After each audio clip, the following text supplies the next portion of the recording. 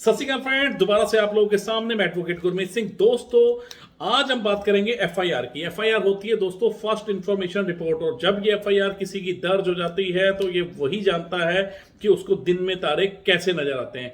दोस्तों, बस मैं आपको आज एक जरूरी सूचना देना चाहूंगा कि एफआईआर में डरने की जरूरत बिल्कुल भी नहीं है। दोस्तों, आज मैं आपको 1 2 3 4 नहीं बल्कि 10 तरीके बताऊंगा कि एफआईआर को कैसे कैंसिल किया जा सकता है। दोस्तों, अब हम बात करते हैं सबसे पहला तरीका। 10 तरीकों में से सबसे पहले तरीके की आज हम बात करेंगे। सबसे पहला तरीका होता है दोस्तों कंप्लेंट। सबसे पहले जब भी कोई एफआईआर दर्ज होती है तो उससे पहले आती है कंप्लेंट। उसकी कंप्लेंट सबसे पहले आती है। उस कंप्लेंट को ही यदि हम प्रॉपर परस्यू करें, उसके सीनियर अधिकारियों से हम बात करें कि भाई ये कंप्लेंट गलत दर्ज हुई है, अपने फैक्ट्स सभी बताएं, तो इसे रुकवाया जा सकता है और एफआईआर दर्ज नहीं होगी। दूसरा तरीका आता है कि यदि एफआईआर हो भी जाती है तो आप इन्वेस्टिगेटिंग ऑफिसर से बात करके, आईओ से बात करके आप इसको स्पंज करवा सकते हैं, खत्म करवा सकते हैं।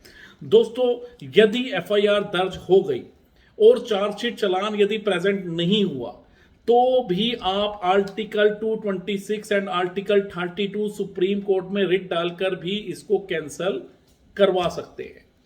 चौथी बात आती है दोस्तों कि यदि चार्जशीट भी प्रेजेंट हो गई, एफआईआर दर्ज है और उसके बाद चार्जशीट भी प्रेजेंट हो गई है, तो दोस्तों फिर आता है सेक्शन 482 सीआरपीसी का। आप दोस्तों हाई कोर्ट में जाकर के सेक्शन 482 में अपनी एफआईआर को स्पंज कैंसिल रद्द करवा सकते हैं।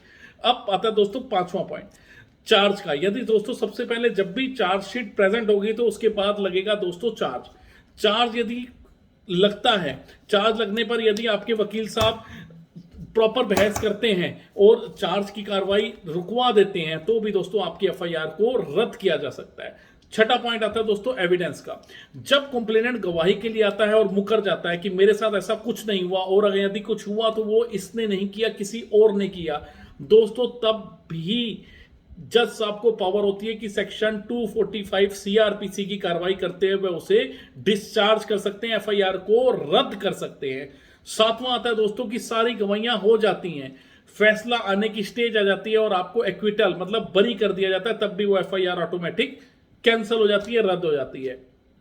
आठवां पॉइंट आता है दोस्तों पावर ऑफ चीफ मिनिस्टर। दोस्तों, आपको पता होगा जब भी कोई एफआईआर होती है तो वह एक स्टेट केस होता है, state versus ABC.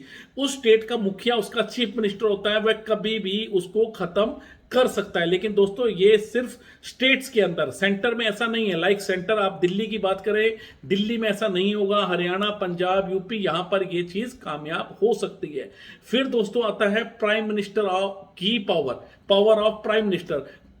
Chief minister की जो पावर थी वो पार्टिकुलर एक राज्य में थी, प्राइम मिनिस्टर की पावर जो है पूरे देश भर में। कहीं भी प्राइम मिनिस्टर को लगता है कि ये एफआईआर गलत दर्ज हुई है तो वो अपनी पावर को इस्तेमाल करके लोकसभा में अध्यादेश दे सकते हैं और किसी भी एफआईआर को कैंसल रद्द करा सकते हैं। आखिरी पॉइंट आता है दोस्तों पावर ऑफ प्रेसिडेंट। राष्ट्रपति को स्पेशल पावर्स हैं, किसी भी स्टेज पर वो एफआईआर को रद्द कर सकते हैं, कैंसिल कर सकते हैं। दोस्तों, आपको डरने की जरूरत नहीं है यदि आपके ऊपर एफआईआर हो जाती है, सिर्फ और सिर्फ आपको प्रॉपर कानूनी जानकारी होनी अनिवार्य है। दोस्तों, ऐसी और कानूनी जानकारी के लिए आप हमारा चैनल फॉलो करें और सब्सक्राइब करें। धन्यवाद।